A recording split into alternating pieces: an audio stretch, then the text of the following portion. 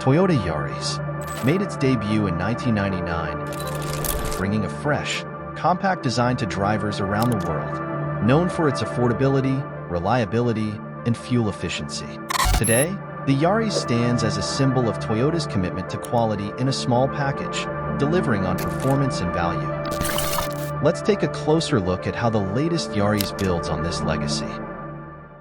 अस्सलाम वालेकुम, मेरा नाम है चाहसेब हाशमी और ये है टोयोटा यारिस एटिव एक्स 1.5 2022 मॉडल। और इस गाड़ी ने पाकिस्तान में कोरोला XLI और GLI को रिप्लेस किया था। इससे पहले GLI और XLI 1300 सीसी आती थी कोरोला की शेप में, लेकिन अब कोरोला सिर्फ 1600 और 1800 आती है और इससे नीचे की कैटेगरी में ये गाड़ी आती है। फिर यारिस उन लोगों के लिए एक अच्छा ऑप्शन है जो कि हैचबैक से एक डिग्गी वाली कार पे मूव करना चाहते हैं, या फिर वो लोग जो कि एक प्रॉपर डिग्गी वाले सेडान देखना चाह रहे हैं। ये गाड़ी ओवरऑल एक काफ़ी अच्छा ऑप्शन है। और इसके अलावा जब ये गाड़ी लॉन्च की गई थी तो इसके कंपटीशन में कोई खास गाड़ी थी नहीं। सिटी की 5th जनरेशन आ रही थी जो कि बहुत ऑब्सोल्यूट हो चुकी थी और इसके अलावा बाकी ऑप्शन नहीं थे। लेकिन अब एस्टन भी आ चुकी है, सिटी भी नई वाली आ चुकी है, प्रोटॉन सागा एस आती है और इसके अलावा आपको इस प्राइस ब्रैकेट में यूज में सिविक एक्स वगैरह भी मिल जाती हैं। तो ये गाड़ी उनके साथ कम्पीट कर सकती है कि नहीं, 40 से 50 लाख के बीच में ये गाड़ी वर्थ इट है या नहीं, ये सब मैं कवर करूंगा इस रिव्यू में। फिलहाल अगर बात की जाए इस गाड़ी की प्राइस की तो इसकी डिमांड 40,50,000 रुपए है और ये साइकिल मोटरस्पोर्ट के पास अवेलेबल है। अगर आपने इसके बारे में कोई इन्फॉर्मेशन लेनी है तो आप दिए गए नंबर पे कॉल कर सकते हैं या फिर आप साइकिल मोटरस्पोर्ट को विजिट कर सकते हैं जो कि रावलपिंडी में DH2 के गेट 1 के ऑपोजिट लोकेटेड है। और इसके अलावा साइकिल मोटर्स की एक और ब्रांच है जो कि रावलपिंडी में मरी रोड पे लोकेटेड है। Overall it's a great sedan and today I am going to review it.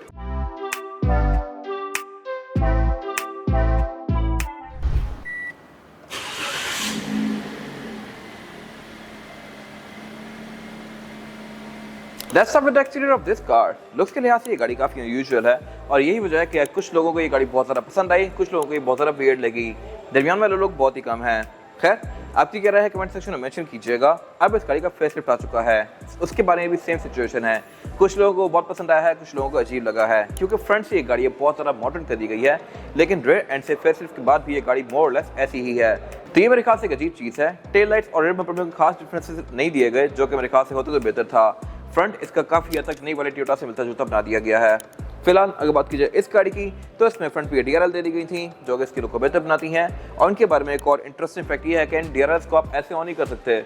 आप जितनी मर्जी हेडलाइट ऑन ऑफ कर लें, इग्निशन ऑन कर लें, ये ऑन नहीं होंगी। ये सिर्फ तब ऑन होगी जब आप गाड़ी ऑन करके डी में डाल के जरा सा गाड़ी को ड्राइव करेंगे, वैसे ही ऑन नहीं होती। ये मेरे ख्याल से एक वियर्ड चीज़ है। बाकी हेडलाइट इसमें हेलोजन वाली ही आती हैं और इसमें लो और हाई बीम के लिए अलग अलग पॉइंट्स दिए गए हैं, यानी कि आप लो में सिर्फ हेलोजन और हाई में HID लगा सकते हैं। इस गाड़ी में भी सेम केस हुआ हुआ है, जबकि इस एरा में जो सिटी आ रही थी 5th जनरेशन उसकी हेडलाइट में सिर्फ सिंगल ही पॉइंट था, तो ये गाड़ी इसके ऊपर एक अच्छी अपग्रेड थी। फिर इसके अलावा ट्रैक्टर लाइट्स यहाँ पे सिंपल सी दी गई हैं, फॉग लैंप भी इसमें आते हैं क्योंकि ये गाड़ी एटिव एक्स वर्जन है, टॉप ऑफ द लाइन। और अगर बात की जाए इस गाड़ी की साइड प्रोफाइल की तो यहाँ पे कुछ चीज़ें डिफरेंट हैं जो कि सिर्फ एटिव एक्स तक लिमिटेड हैं, छोटे वर्जन में नहीं आती। फ्रंट पे भी कुछ चीज़ें दी गई हैं, साइड पे भी। फ्रंट पे की बात की जाए तो इसकी जो ग्रिल है इसमें एक क्रोम का पार्ट दिया गया है और क्रोम के पार्ट के अलावा बाकी सारा एरिया भी बॉडी कलर में होता है, जबकि इसके छोटे वेरिएंट्स में ये प्लास्टिक का आता है। साइड पे अगर बात की जाए तो इसमें रिम्स आते हैं डुअल कॉम्बिनेशन में, डुअल VTA की बैजिंग दी गई है और इसके अलावा इसके जो डोर हैंडल्स हैं ये भी क्रोम में दिए गए हैं। छोटे वर्जन में ये सारी चीज़ें नहीं आती।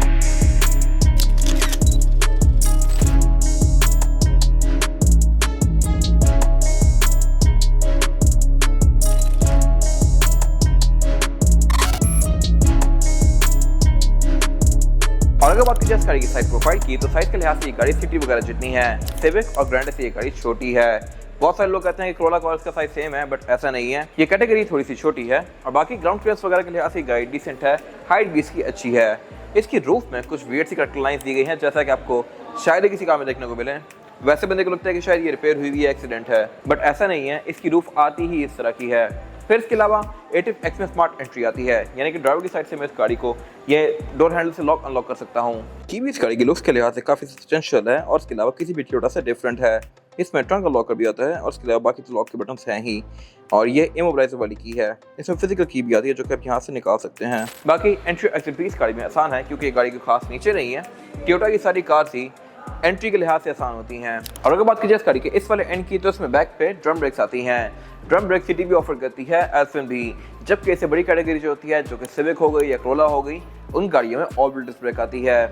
इसमें ये सिंपल सी ब्रेक दी गई है, all wheel disc brake for your reference बेहतर होती है as compared to this one. बाकी इसके अलावा फ्यूल रेस का यहीं पे लेफ्ट पे दिया गया है और बैक पे गाड़ी एक एरिया रेटिंग ऑफर करती है।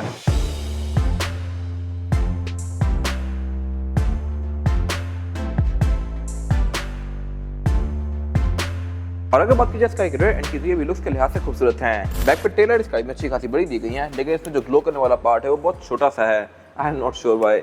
यहाँ पे ये बस एक एलईडी स्ट्रिप दी गई है और ब्रेक के लिए इस पर यहाँ पे सिर्फ ये 4-5 एलईडीज आती हैं। ये मेरे ख्याल से बड़ी वियर्ड चीज़ है। बाकी पूरी की पूरी टेल लाइट जो है ये ब्लैंक है। बाकी इंडिकेटर और रिवर्स इसमें हेलोजन में आता है और इसके अलावा ये क्रोम की फ्रिल दी गई है जो कि लुक्स को बेहतर बना रही है। ये प्री फेसलिफ्ट कार है, इसको फेसलिफ्ट कर दिया गया है और फेसलिफ्ट में इसके बम्पर में यहाँ पे ग्रे कलर का एरिया ऐड कर दिया गया है जो कि थोड़ा इसके लुक्स को डिफरेंट बना रहा है, but with the passage of time वो फेड हो जाएगा। और उसको अगर आप रिवाइव वॉल वगैरह ना मारे तो 1-1.5 साल बाद वो काफ़ी बसीदा सी लुक देगा बैक को। मेरे ख्याल से ये लुक ज़्यादा बेहतर था। बाकी अगर बात कीजिए ट्रंक कैपेसिटी की तो यहाँ पे एक इंटरेस्टिंग फैक्ट है और वो ये है कि इस गाड़ी की डिग्गी कोरोला की डिग्गी से ज़्यादा स्पेशियस है। कोरोला की ट्रंक कैपेसिटी 400 समथिंग लीटर्स है, इसकी कैपेसिटी 500 समथिंग लीटर्स है, तो इसका ट्रंक उससे ज़्यादा बेहतर है। और इसकी मेरे ख्याल से मेन वजह इसकी हाइट है। इसकी डिग्गी अच्छी खासी डीप है, कोरोला की इतनी डीप नहीं आती। फिर नीचे दी गई लिफ्ट को उठा के मैं इस गाड़ी का स्पेयर टायर और टूल को एक्सेस कर सकता हूँ। रेयर बेंचेस में फिक्स जाते हैं, इनको अफोर्ड नहीं कर सकता। अगर ये फोल्डेबल होता तो अच्छी बात थी। बाकी ट्रंक में इंसुलेशन भी इसके दी गई है जो कि अगेन एक अच्छी चीज़ है और इसके अलावा यहाँ कुछ खास है नहीं।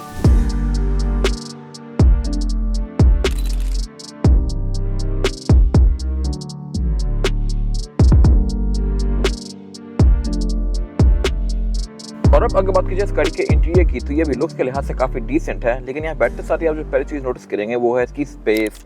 ये थोड़ा छोटा है एज कम्पेयर टू GLI या कोरोला वगैरह। वो गाड़ी ज़्यादा चौड़ी होती है।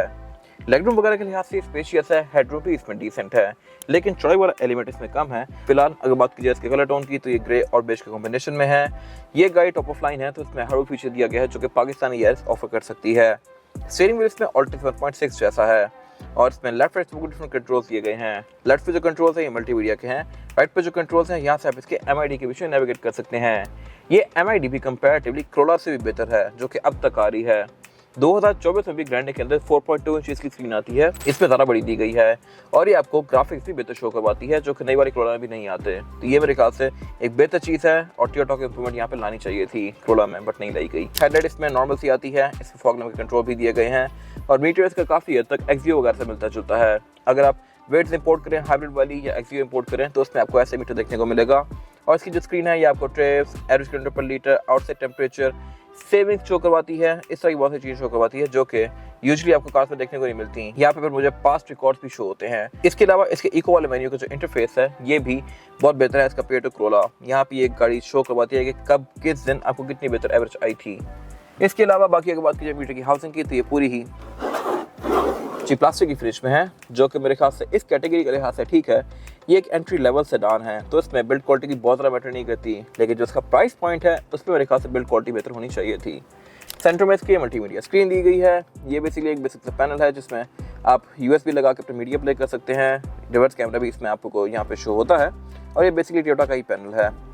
इससे नीचे फिर एयरमेट्स दिए गए हैं, क्लाइमेट कंट्रोल दिया गया है। क्लाइमेट कंट्रोल भी ऑटोमेटिक ऑफर करती है और टोयोटा की सारी नई वाली कार्स की तरह इसकी लाइट्स भी ब्लू रखी गई हैं। इसके अलावा फिर नीचे की काफ़ी डीप सा एरिया है जिसमें 2 कप होल्डर दिए गए हैं। इसके ऊपर एक एम्बियंट लाइट दी गई है जो कि लुक्स को बेहतर बना रही है और फिर गेट सेलेक्टर दिया गया है जो कि टोयोटा की मोस्टली कार जैसा है और इस गाड़ी को आप मैनुअली भी चला सकते हैं। तो ये मेरे ख्याल से इसका काफ़ी प्लस है। ये चीज़ Altis 1.6 पे भी नहीं आती जो कि यहाँ पे दी गई है। फिर इसके अलावा पीछे इसकी हैंड ब्रेक दी गई है और आउटलेट दिया गया है। सेंटर कंसोल दिया गया है जो कि कोई खास स्पेशियस नहीं है और सीट्स दी गई हैं। ये सीट्स काफ़ी कंफर्टेबल हैं। ये फैब्रिक की फिनिश में है। इनको आप आगे पीछे मैनुअली करेंगे लेकिन इनमें हाइड्रोलिक नहीं आता, यानी कि आप इनको ऊपर नीचे नहीं कर सकते। डोर पैनल्स में काफ़ी मैसिव दिए गए हैं। विंडो इसमें चारों ही पावर्ड है लेकिन सिंगल टैप वाली सिर्फ ड्राइवर की है और इसके अलावा 81.5 में डोर हैंडल्स क्रोम वाले आते हैं। ये एक अच्छी चीज़ है। फिर इस गाड़ी में पुश स्टार्ट दिया गया है। ये भी अपने एरा में इस गाड़ी में आ रहा था, Altis में नहीं था, ग्रैंडे ऑफर करी थी। तो Altis में जो 1.5 स्पेशल एडिशन वर्जन आया उसमें ये चीज़ दी गई थी, लेकिन उससे पहले ये गाड़ी Altis 1.6 से हर लिहाज से नंबर ज़्यादा लेके जा रही थी। खैर इसके अलावा रूफ इसकी नॉर्मल सी है। सनरूफ ये गाड़ी पाकिस्तान में ऑफर ही नहीं करती। वारंटी मिरर भी इसमें दिए गए हैं लेकिन लाइट्स नहीं आती। रूफ यहाँ पे सिंपल सी है, ऑब्वियसली यहाँ पे कंट्रोल्स नहीं दिए गए सनरूफ के। और अब अगर बात कीजिए इस गाड़ी में रेयर पैसेंजर्स के लिए सीटिंग कैपेसिटी की तो यही बैक पे डिसेंट है। मेरे पास लेगरूम यहाँ पे सफिशिएंट है और हेडरूम भी। ये चौड़ाई में गाड़ी टाइट होने की वजह से सेंटर में बंदा कंफर्टेबली नहीं बैठ सकता और यहाँ पे उसको नॉइज करने के लिए एक और चीज़ भी दी गई है, वो है सेंटर कंसोल।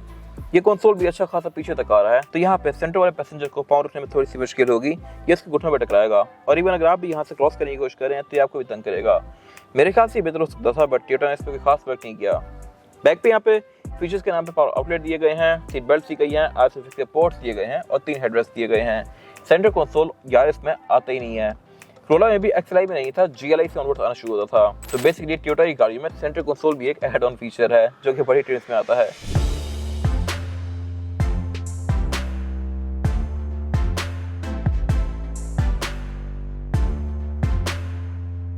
इसके बाद अगर बात की जाए इंजन की, तो यार इसमें 2 इंजन ऑफर होते हैं, 1300 सीसी और 1500 सीसी।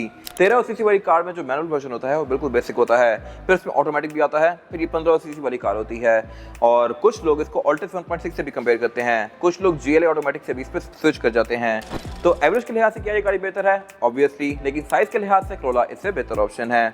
Corolla में फीचर भी कुछ इससे बेहतर आते हैं, बट नॉनदलेस ये गाड़ी भी अपनी कैटेगरी में एक अच्छा ऑप्शन है। अगर आपको एवरेज और परफॉर्मेंस चाहिए तो ये गाड़ी 1.6 से बेहतर है, जो कि CVT के पहले वाली कार थी।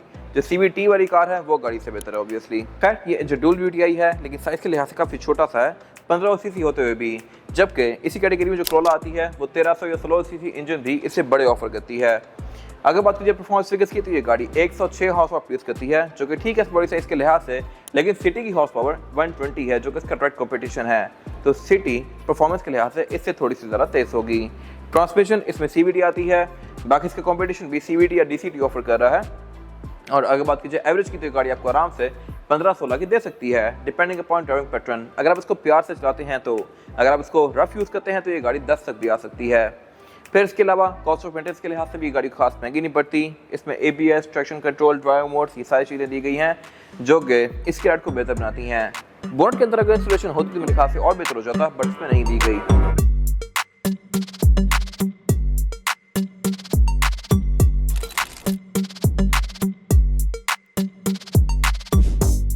और अब अगर बात की जाए स्पेसिफिक गाड़ी के टायर साइज की, तो इसमें टायर लगा हुआ है, ये है 195, 65 और 15। यार इसमें 15 इंचेस का रिम आता है, जबकि इसके बाद Corollas वगैरह के रिम 16 इंचेस के कर दिए गए थे। पहले 2015 वाली जो ग्रैंडे थी उसमें भी रिम 15 इंचेस का था। खैर, ये रिम डुअल कॉम्बिनेशन में है, एल्यूमिनियम और ग्रे के, और इसके अलावा टायर स्पेसिफिक कार में कॉन्टिनेंटल का लगा हुआ है, जो कि बहुत अच्छा टायर है और इसकी लाइफ अभी हाफ से भी ज़्यादा रिमेनिंग है। तो ये आपको 20-25 हज़ार किलोमीटर और एक अच्छी राइड प्रोवाइड करेगा। फिर इसके अलावा यारिस में फ्रंट पे डिस्क ब्रेक आती है, बैक पे ड्रम ब्रेक्स आती हैं, ऑब्वियसली क्योंकि कैटेगरी ही छोटी है एज कम्पेयर टू Corolla। तो इसमें 4 व्हील डिस्क ब्रेक नहीं दी गई, Corolla में 4 व्हील डिस्क ब्रेक आती है। ये था आज का रिव्यू। अगर आपको ये रिव्यू पसंद आया है तो इस रिव्यू को लाइक कीजिए, मेरे चैनल को सब्सक्राइब कीजिए, और अगर आपके पास इस गाड़ी से रिलेटेड कोई भी राय है तो उसको कमेंट सेक्शन में शेयर जरूर कीजिएगा, ताकि वो लोग जो ये गाड़ी लेने वाले हैं वो आपकी राय से फ़ायदा उठा सकें। अपना ख्याल रखिएगा। Thank you.